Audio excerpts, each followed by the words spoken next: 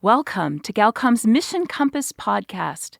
To learn more about Galcom and our guests today, visit galcom.org.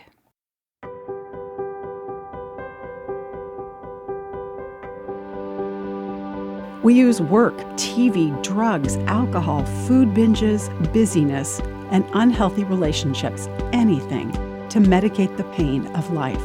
This isn't what we see in the Bible.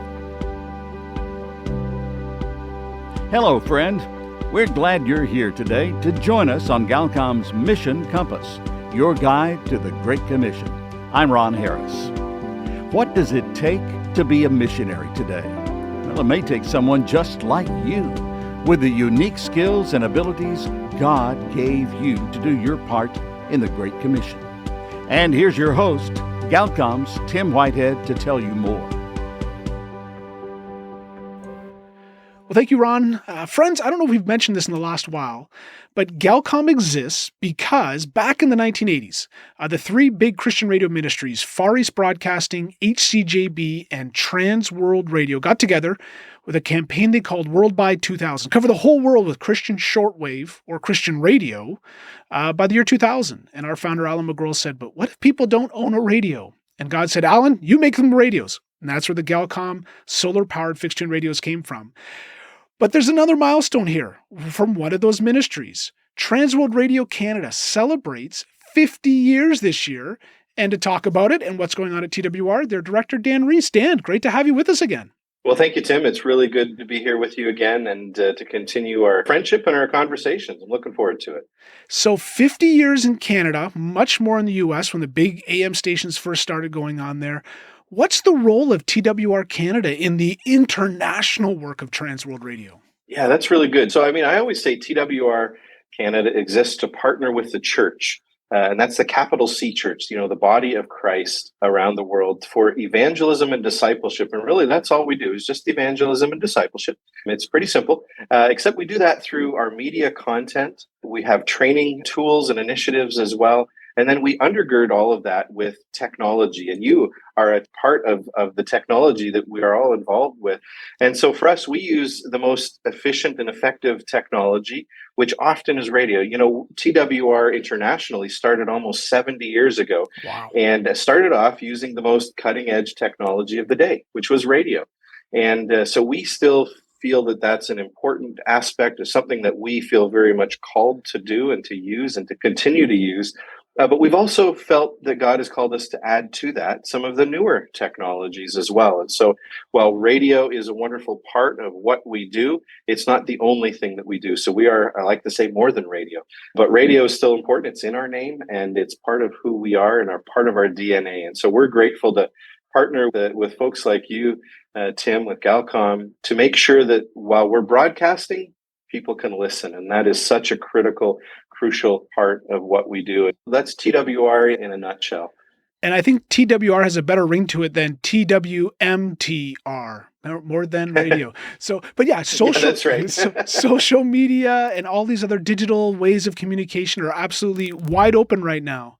Yeah, so we've got an app for our phones that allow you to have content that is accessible to you then wherever you are, whenever you want it or need it. We have little memory cards. I think the last time I was on, I talked about how memory cards can be distributed with biblical content on that memory card that people can then discreetly listen to. And so, again, using the various technologies around the world to reach people where they're at in their heart language. And I really think that's an important aspect of what we do is connecting with people's heart language. That language that they grew up with, that they dream in, that language that gets to their heart. And that's really what it's all about, is getting the gospel into people's heart and then giving them opportunity to grow in their faith, grow in their understanding of who Jesus is, and to develop their relationship with Christ is such an important part of what we are called to do.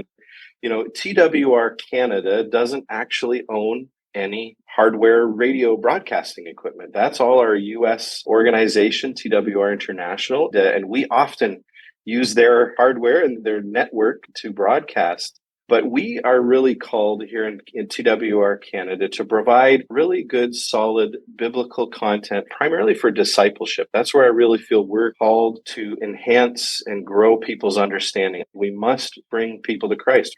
That's what we're called to do, but we also must disciple. It's not just enough to bring them to Christ. We must carry on and to deepen their faith. And so that's where programs like Discipleship Essentials is such a critical part of who we are and how we operate. So we're just grateful to be able to do that.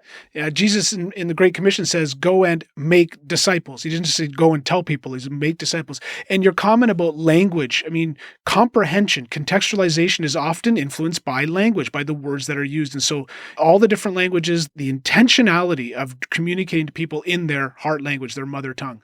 Now, you just finished a whirlwind tour, almost around the globe, visiting some of the partners. Well, it was around the world. It was 100% around the world. I started off in Toronto and went west and didn't go east. So literally went around the world in 22 days.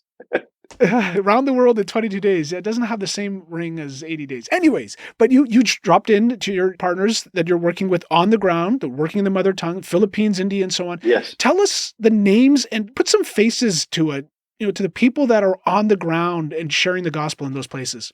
So in the Philippines, we went there almost a month ago now, because it was a 3+ week tour. But anyway, so we went to the Philippines, to Davao, down in the Mindanao region, and we were there with the Christian and Missionary Alliance Church of the Philippines, Kamakop, as they go by. And we were there with Elena and her husband, Joel.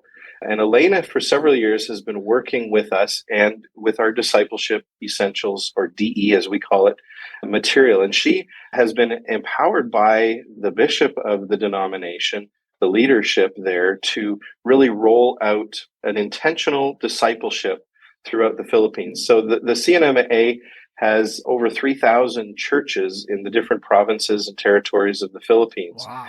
And they've had this goal since about 2017 or 2018 to make discipleship an intentional part of their ministry. And they do that through small groups. And around the time the bishop was wanting to invest in discipleship, he became aware of Discipleship Essentials.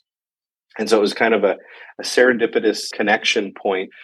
And so he has empowered Elena to really take that and run with it. And so what Elena has done with her husband as well, Joel, they have intentionally developed leadership for small groups. Now, it originally started off with a goal of 10,000 small groups in the Philippines. Wow. Using Discipleship Essentials. Now, the pandemic kind of had a bit of a hiccup in that, but when we were there, myself and Jason, one of the people that work alongside me, we were able to see that they now have 8,700, a little more than that, small groups using Discipleship Essentials. So Elena and Joel drove us about 3.5 hours up some windy roads, up into the foothills, up into the mountain, about 4,000 feet up in the air on the mountainside, to a little village.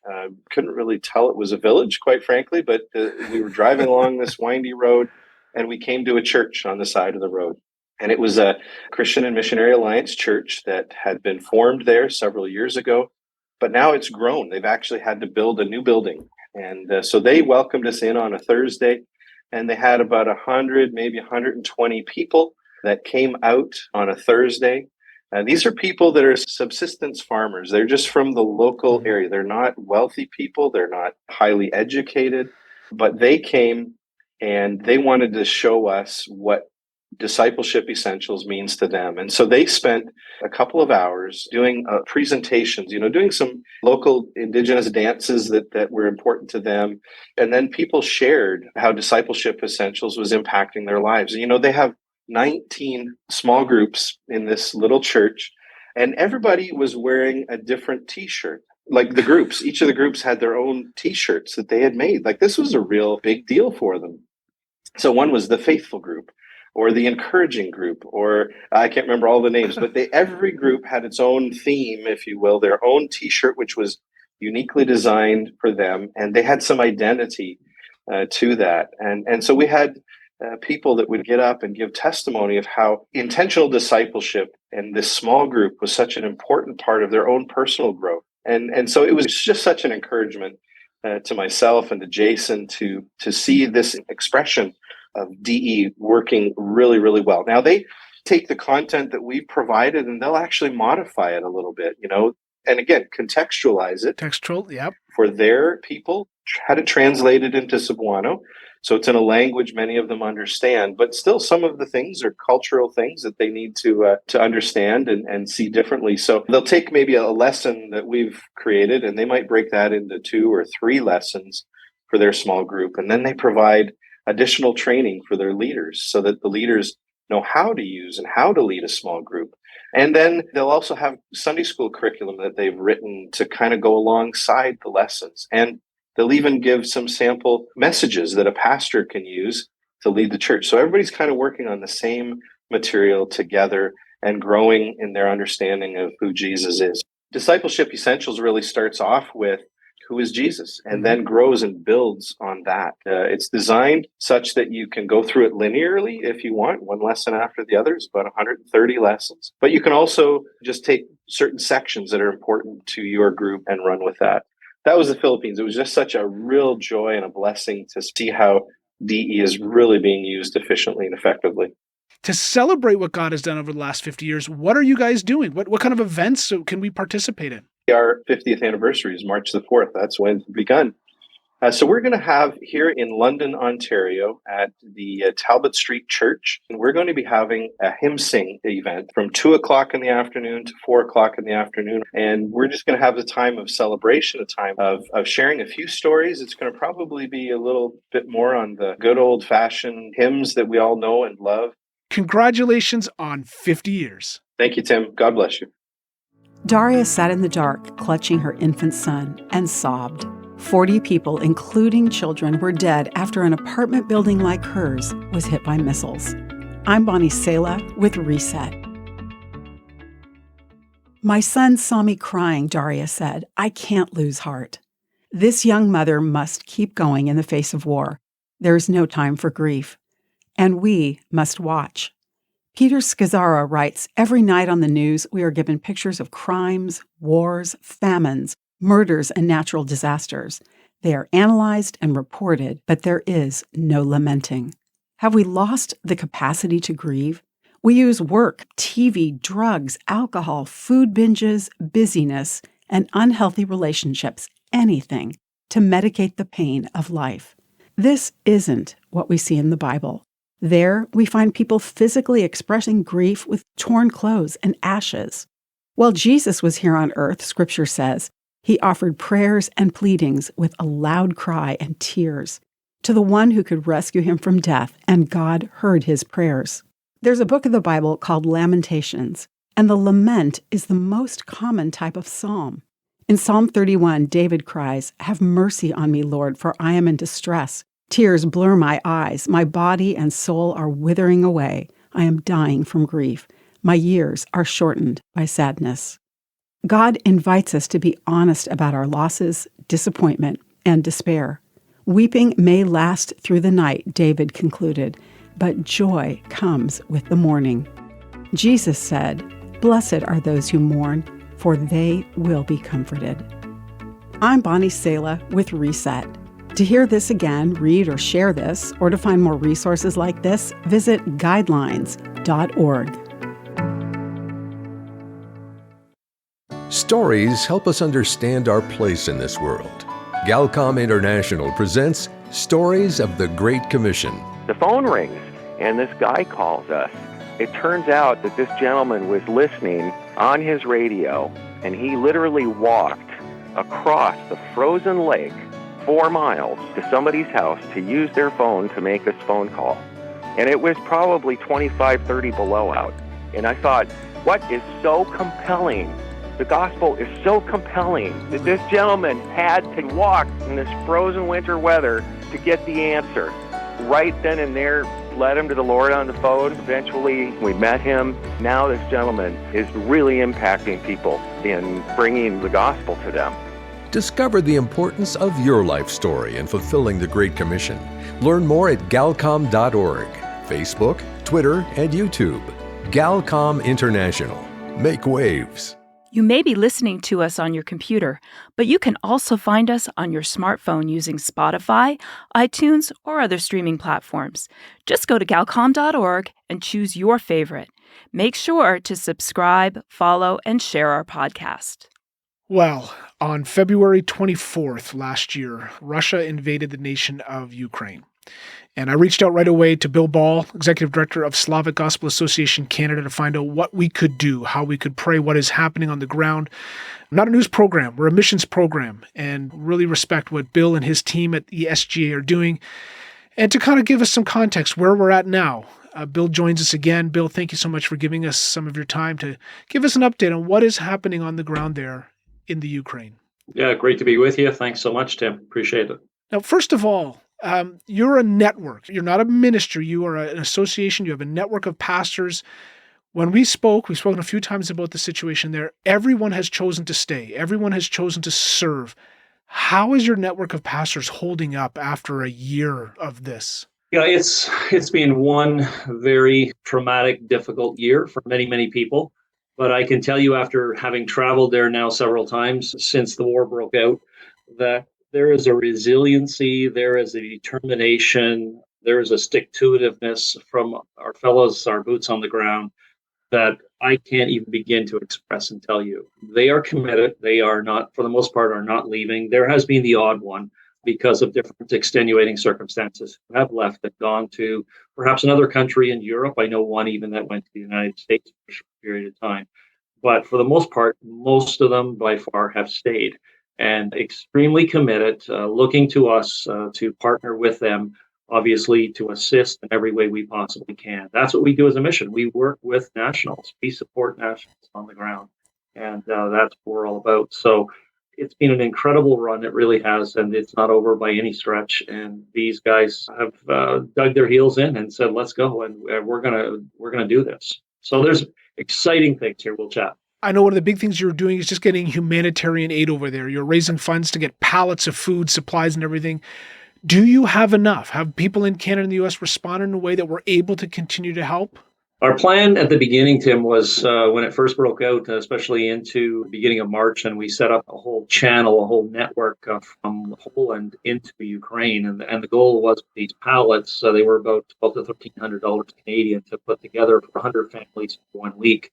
Our goal was to see that happen. And we estimate right now that we are running about $75,000 of food a week across the border from Poland into Ukraine. We had to raise then about $3.5 million to make that happen. And I can tell you, we raised money. Wow. And then some. So it's really, really neat. We thought it was going to be a logistical nightmare. It turned out to be an incredibly detailed and precise way of doing things. The local pastor connects with our hub.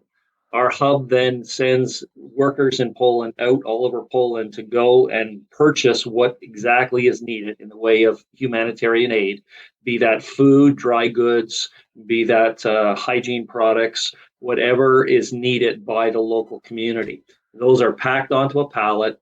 It's all shrink wrapped. 32 pallets go on a tractor trailer, and across the border it goes. The driver meets up with our pastors at a set location. And by the way, that set location continues to keep changing simply for safety reasons for the war effort. And so they meet up with them, and then they get their supplies, bring them back to their local village. That happens every week, and it's been happening since the beginning of March. We thank God for God's people all across North America, both in the United States and Canada, who have responded. And as we've talked, you've said there's, I don't want to say a spiritual awakening. That's not a fair way to say it. But as the need has been met, as people have been meeting these pastors, seeing their commitment, hearing that they're doing this because of the love of Christ, you've seen, is it revival? Is it a deepening of faith? How would you express what is happening spiritually there? I would say both of the above, Tim. I mean, it's God has been at work in an incredible way. Look, at obviously people come to the church because they come because the church is helping. And we know that they're initially coming just to get food, but at every meal time that is where the food is being served or distributed, there's a gospel presentation that goes forward. We've handed out hundreds of thousands of Bibles to this point.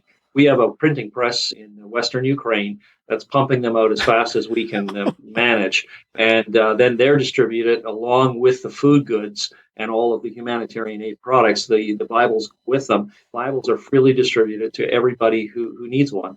It's been incredible. Our churches are full beyond capacity in every community that we seem to go to. It's hard to comprehend. It really is. The spiritual thirst that there is and hunger there is for God to protect people is there. And so the church responds, and we're seeing God do some absolutely incredible things in people's lives. For example, like what? Tell us a story. Give us one story. Couple were splitting up, young children. Dad was not interested in any way whatsoever of going into a church. He had no thought of ever going into a church. He'd rather take a bottle of alcohol than he would go to any church. And mom went with the children to the church and began to realize, hey, something has happened to mom. And they had all repented and trusted Christ the Savior. And he said, I've got to go and get what they've got. I'm living in absolute despair here. And so he came and he accepted Christ as Savior. Whole family's getting baptized. Awesome. That's happening every day. Every day we get reports. Sign up on our website at sgacanada.ca. We have more stories, literally thousands of stories. We'll never probably in our lifetime be able to give you every story that we get from our pastors. We tell our pastors, guys, tell the story of what's happening in your village. Our translators have a hard time keeping up with all of the letters that are coming in every day. So it's pretty neat. It really is. Let's change gears. We've talked about the Ukraine. You guys also serve in Russia. We do. And in a way there, the church in Russia is almost under siege from their government. How can we be praying? What's happening with the church in Russia? The churches in Russia are maintaining. There is some growth, but they're maintaining. It has been a struggle. You cannot speak out against the government. At the same time, people are coming to Christ, and we're seeing that happen, especially, Tim, among young people. We have a movement among those that would be 35 and under that is absolutely incredible at this point. And it's a lot of technology, as we're talking here online today, a lot through technology, a lot through the internet and various means of communication. We're always tuning things and doing things in different ways.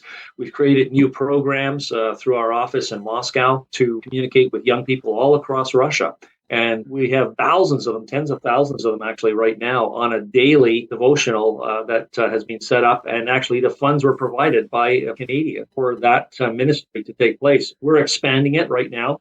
In the next few weeks, we're going to be seeing new avenues opened up for that as well. So it's pretty neat to see what's happening, really. There's a hunger and a thirst in Russia as well. People are in absolute despair there. And the economy is tailspin. They're having really, really a difficult time. The Russian ruble has been greatly devalued. Their money doesn't really buy much. And so we're assisting them as much as we possibly can in that area as well. Obviously, we can't travel there right now, but the opportunities of ministry through, again, our partners that we developed since the wall came down in 89, and we began to see that whole ministry change. That has put us in a place where we're in a position now to be able to help. Yeah, I think it was so wise the way the SGA was founded, as you said, Yep. National pastors networking, the global church working hand in hand, each doing their part, and they know the context, the culture, they're there, they can serve, and we come alongside and help. And I hate saying this, but there does not look like there's an end to the conflict anytime soon. I know back in the fall, it looked like the tide was turning. The Ukrainians seemed to have been taking land, and now all of a sudden there's mass devastation, bombings in cities, apartment buildings being hit, infrastructure being hit. There is still a need. If someone wants to give all these pallets, and I didn't jot down the numbers enough, but those were big dollar amounts. If someone wants to give to help the people, the brothers and sisters in the Ukraine, both Canada and the U.S., how do they get a hold of you? You can contact us on our website. It's sgacanada.ca. And you can go online and give directly online through an e-transfer or directly to us, write a check, whatever way that you want to get the funds to us. And it's exciting to be able to be a part in this chain of what God is doing, bringing believers from North America together with believers on the other side of the ocean. And there's great need, but great opportunity for us as well. And for our friends listening in the U.S., how do they give? They can go on to sga.org, and they can give online through the American office as well. All going to go to the same place. The funds all go together. We work together in partnership. We have 5 international offices. So we're in Canada, United States, we're in Australia, New Zealand, and England. And together, the five of us as international offices work together very closely. Friends, why don't you join? Become part of this partnership as well. SGA.org if you're in the US, and SGACanada.ca north of the border. Bill, really appreciate, again, every time we've spoken about this, I have this like heaviness, but you always bring joy and God is moving and it's so encouraging. Friends, get on board. Let's encourage our brothers and sisters in the Ukraine as they struggle through an incredibly difficult time, but a time when God is using even the worst of things to bring people to Him. Bill, always great to have you in the program. Thanks again. Thank you, Tim. God bless you. Well, friend, we're at the end of our program today, and you've been listening to Galcom's Mission Compass, your guide to the Great Commission. There are many ways to partner with us. To find out more, visit our website at galcom.org. That's Galcom, spelled GALCOM.org. You can also follow us on Facebook, Instagram, LinkedIn, and YouTube. I'm Ron Harris. Thanks for joining us today on Mission Compass, a radio ministry of Galcom International. If you enjoyed this podcast, we upload a new episode every Monday. You can also find us on the radio or other streaming platforms. We have a list on our website. Make sure to subscribe, follow, and share our podcast. Please rate this episode and leave a review. We would love to hear back from you. And we also want to know where you're listening from. So click Mission Compass on our website, tell us, and we'll send you Galcom's devotional, 30 Days of Faith.